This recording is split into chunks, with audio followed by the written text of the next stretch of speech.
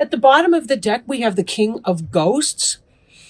Ghosts is the sign of water or cups in the traditional decks, and that would represent your Cancer, Scorpio, or Pisces person, potentially. Some kind of loving energy. But I'm feeling from you guys a lot of happiness and a lot of joy. Our next card up that is being brought to my attention as well as the Magician card could represent a Gemini.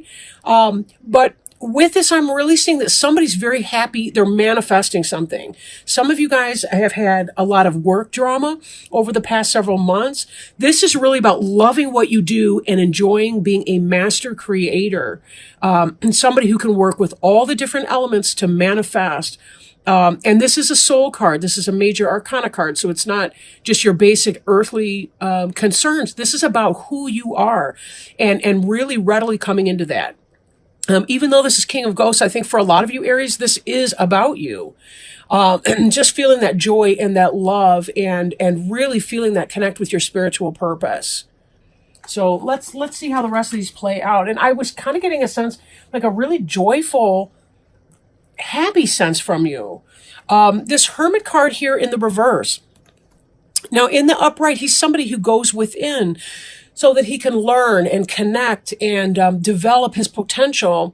And sometimes we need our sacred alone space to be able to do that, to really connect with who we are and our purpose. And in the reverse, he's kind of coming out of that energy. He's gone within. He's gone in his man cave or in the meditation space or the meditation room, whatever that would be for you. It doesn't have to be a he. I don't know. I'm saying he. But but he's coming out of that energy, right? And bringing it forward. Again, I feel like this hermit is coming out of the cave with a sense of peace and calm and knowing of who he is, and also the really strong powers of manifestation right now. I'm excited for you guys. I really am. This just really feels great for me right now.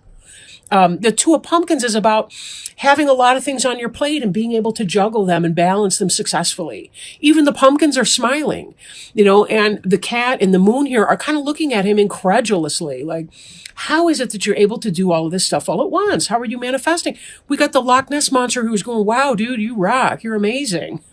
Right? Like this is the rare sight, the person who's happy and juggling all these things, right? We have another juggler down below you. Beneath you, we have the Fool. This is about that blind leap of faith and being able to juggle all of these things all at once. In fact, we've got a ton of jugglers here because the Magician, in this deck, he's pulling things out of a hat, but in the other decks, it's kind of like he's juggling the different elements as well. So there's a lot of ability to keep many balls in the air all at once and not get lost or confused in all of that. Very, very good energy.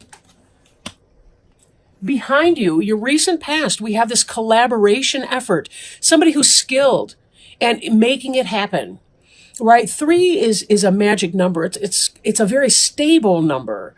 3 points make a plane, right? In geometry class, we learned that. Your 4-legged table or your 4-legged chair, one could be shorter than the other, wobbly. It could be knocking off. Balance, but even if you've got, in a 3-legged stool, it's always in balance. Why? Because those 3 points make a plane, whereas the 4th might kind of knock them out of whack, and then you're going back and forth between 2 different planes. Anyway, I don't want to get too geometrical, but this is just really positive manifestation energy, but it also embodies the spirit of cooperation. When you think about 2 individuals coming together to use their skills and their craft to create a third thing, the business or the union of those 2 people, or the symbolic child, or whatever it is that 2 guys in business or 2 people in business get together and they create something together, whatever that product, good, or service is. So again, this is about getting back on your feet, getting back on your path in your job, your creative endeavor, and really bringing your A game. Really bringing your A game here. Now, in your future, we see this. This is your 9 of Ghosts. This is the wish fulfillment card. Wish fulfillment. Getting what you want. This person's alone. He's solitary here. Ghosts is cups. I may have mentioned that earlier, I think. And really just that sense of spiritual fulfillment and contentment. This king is master of his craft. And he's loving what he's doing. And you could not see a bigger shit-eating grin on here. I guess I should say like cat eat the canary grin, whatever. But you really, really see that kind of happiness element that's coming here. Even the ghosts are cheering him on. Or her, or it, whatever. Crowning you. In the last two readings, I keep skipping over the crowning until like later on. But kind of what's on your mind, what you're thinking about is this chariot. In the upright, he's moving, and he's moving really quickly. Right? He's at the wheel. Everybody's kind of a little bit scared about how fast he's driving. In the reverse, this is less of a speed racer energy, more like a driving Miss Daisy. But I still feel like there's a very quick energy here. I think you're concerned maybe that there might be a slowdown in everything that you're doing and manifesting. There may be that sense of a slowing down. Or a concern that you may be slowing down. I really don't see that here. I don't see that really playing out for you. Whatever it is that you want, you're going to get. This card does remind me too, the chariot here, that we drive towards what we're looking at. So if you're thinking about your worries and you're thinking about your concerns, for some of you, it may be that you manifest those things because you're worried about them. Best to let the future take care of itself. Do your best in this now moment, and the future will take care of itself. We can only control I as an individual can only control what I think, say, or do. I can't control random things out in my environment. But if I worry about things, that's when I make a misstep and, I'm focusing on something else. So I'm more likely to create that, even inadvertently, by putting out some bad energy into the atmosphere. So be careful, where you're driving. Maintain your sense of focus. These cards here, this magician is very focused on what he's manifesting. He wanted to pull a rabbit out of a hat, and he did it, right? He did it. So remember, with this chariot, don't worry. Don't worry that you're going to have a rough time, because that's not what's playing out here. We see this wish fulfillment right here, okay? You will be getting what you want. Just be careful that you're focusing on pulling the rabbit out and not on some other trick or whatever. Now, there still may be some lingering energy from the past. I do remember a few months back, there was some negative energy from the past. There's something that you had to leave behind, but you're so much the better for it. So much the better for it. And some of you still might be thinking about, what is it that I need to leave behind? I want to move on and do something completely different. There's this collaboration effort here.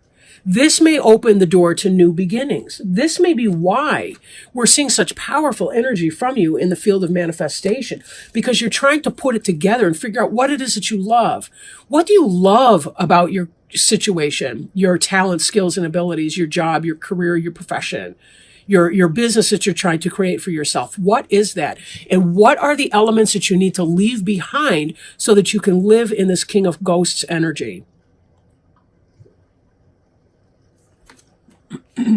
Page of Pumpkins. Manifestation, curiosity, education, learning. You have the skills. She's put her books down. She's doing some real world learning right now.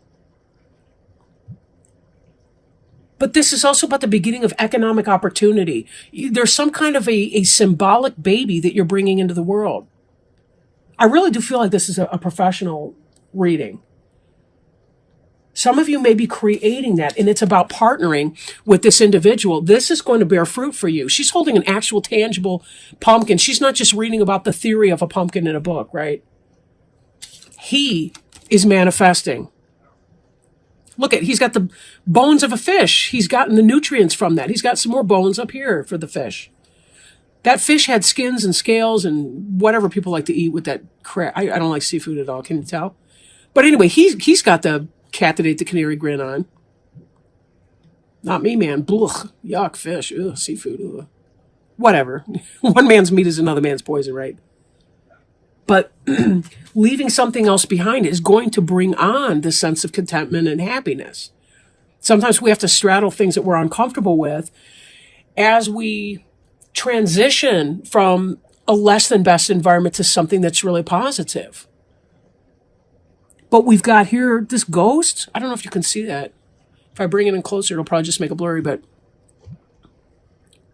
this ghost here is smiling. The pumpkin's smiling. The moon is smiling. Everything in here is indicating that this is a happy experience. You're finding a partner to work with. You're making it happen. Manifestation, the beginning of something new, right? Hopes and fears. This is jealousy right here. Jealousy. Somebody's not going to like what you're doing. And we see another 3. Here you're working positively with somebody to manifest something that bears real fruit. And then here we've got this jealousy, which is probably what you're leaving behind anyway. You're sick of people acting like an ass. Why does your success have to taint somebody else's life or happiness? Well, because this is low vibrational energy. People don't understand that there is abundance for everyone. Nobody needs to be left out in the cold. It is impossible that people have to be left out in the cold. But when you live in this negative type environment, when people are trying to suck you backwards into that negative environment, you're not going to be able to have the strength, the stamina, the power, the endurance, whatever it takes to do what you need to do to get that going on forward. This strength card in the reverse, right? In the upright, this is a wonderful situation. It's about the internal. This is symbolic of the internal strength that we have. In the reverse, it's a lack of strength. It could even be a Leo that's working at counter purposes against you. Do you have a Leo 9 boss? Leos who are operating in reverse or from lower negative energy can be very jealous, very possessive. Anyone can, believe me. I'm not trying to pick. I am a Leo. I'm not trying to pick on Leos. But when you've got low vibrational energy going on, people trying to hold you back for no other reason than that they are afraid that they can't do it for themselves. Be careful that with this strength in reverse like that you're not overly wielding your strength. You know what I mean? Like, don't be manipulative to an abusive point, verbally, physically, whatever, right? Don't misuse your strength in the future either to get what you want. You will get what you want. Be very, very careful, though, that some of this negative energy is not going to blow back on you because somebody else is going to wield their strength in a low vibrational way. Just be super duper careful about that. Now, let me see if I can put these back since I got them all in disarray.